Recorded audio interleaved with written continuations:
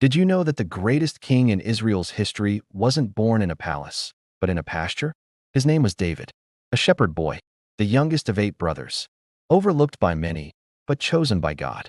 While others saw only a boy with a sling and a song, God saw a king with a heart that beat in rhythm with heaven.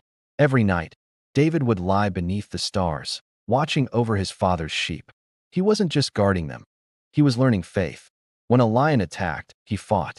When a bear came, he stood his ground, not by his own strength, but by trust. He learned that courage doesn't begin on the battlefield.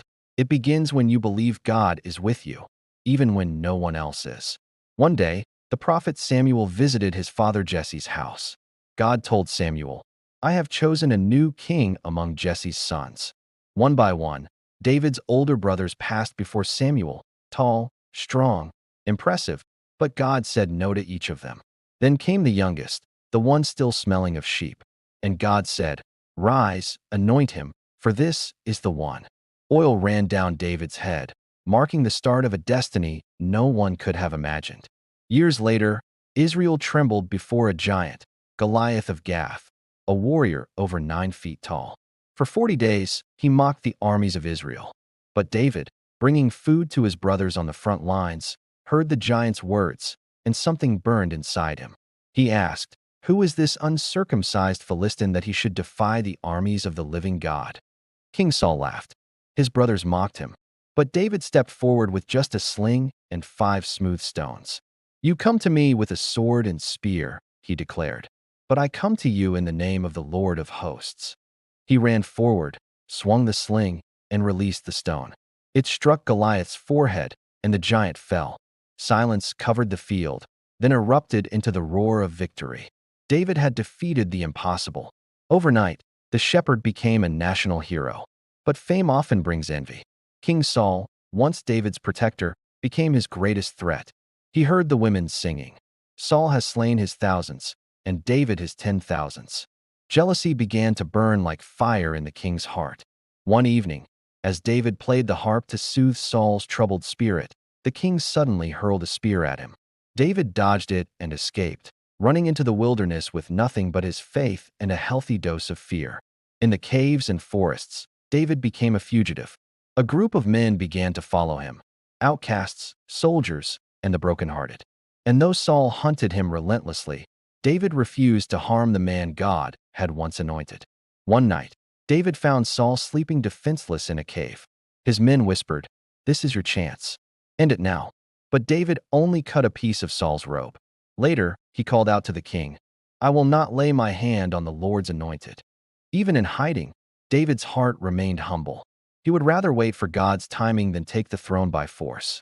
When Saul finally fell in battle, David wept. The man who had chased him, the king who had tried to kill him. He still called him the anointed of God. Soon after, David was crowned king over all of Israel. He united the tribes, brought the sacred Ark of the Covenant to Jerusalem, and danced before the Lord with all his might. People laughed at him. Even his own wife mocked his display of joy, but David didn't care. He said, "I will become even more undignified than this, if it means honoring the Lord."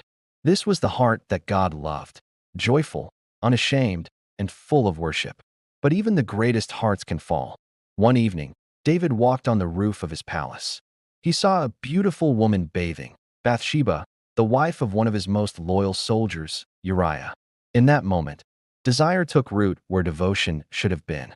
He sent for her. He lay with her. And when she became pregnant, David panicked. He called Uriah back from the war, hoping to cover up his sin. But Uriah was a man of honor and refused to go home to his wife while his comrades were still fighting. So David, in a desperate attempt to hide his secret, sent Uriah back to the front lines with a sealed letter. It was a letter carrying his own death sentence. Uriah died in battle, and David thought the matter was buried. But you can't hide from the eyes of God. The prophet Nathan came to David and told him a story about a rich man who stole a poor man's only lamb and killed it for his guest. King David's anger burned. He declared, "That man deserves to die." Nathan looked at him and said, "You are the man." David froze. He fell to the ground, completely broken, realizing the depth of what he'd done: adultery, deceit, and murder.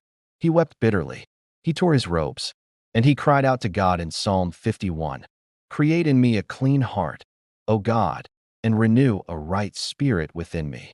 Though David was forgiven, his choices brought heavy consequences. The sword, Nathan had prophesied, would never leave his house.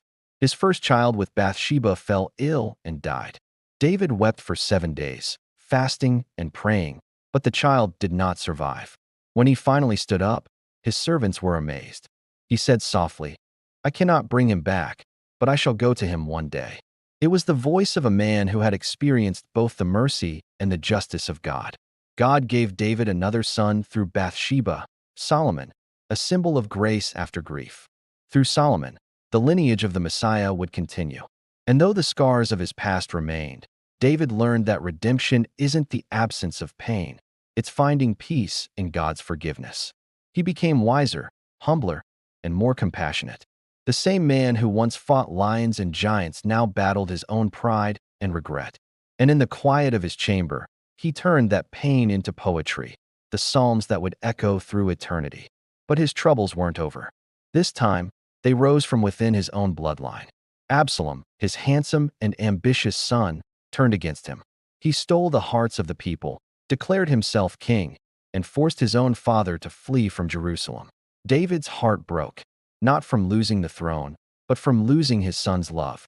As he fled barefoot across the Mount of Olives, weeping, he whispered, "Let the Lord do what seems good to him." Later, when Absalom was killed in battle, David cried with a father's pure anguish, "O my son Absalom, my son Absalom, if only I had died instead of you." It was the cry of a broken man, one who had learned that even kings are powerless against the pain of sin and the weight of love. As David grew old, his body weakened, but his spirit burned bright. He prepared for the temple, the great house of God. Though God had told him he would not be the one to build it, his son would. So David gathered gold, wood, stone, and every resource, saying, He sang the words that have comforted millions. "The Lord is my shepherd, I shall not want." Words born from a lifetime of struggle, repentance, and mercy. He looked back at his life, the shepherd, the warrior, the sinner, the poet, and found one unchanging truth. God had been faithful through it all. Before his death, David called Solomon to his side and said, "Be strong and show yourself a man. Keep the commands of the Lord your God, and you will prosper." And when David rested with his fathers, his story didn't end. Through his bloodline would come the one who would be called the Son of David, Jesus Christ, the King of Kings. A shepherd became a king, a sinner became a song, and a broken man became a vessel for a grace that changed eternity. His story reminds us that no matter how far we fall, God's mercy can raise us higher than we've ever been. Failure is not the end. It's often the moment God begins to rebuild you. Thanks for watching. If you were moved by this story, don't forget to subscribe for more like it. God bless you and your family.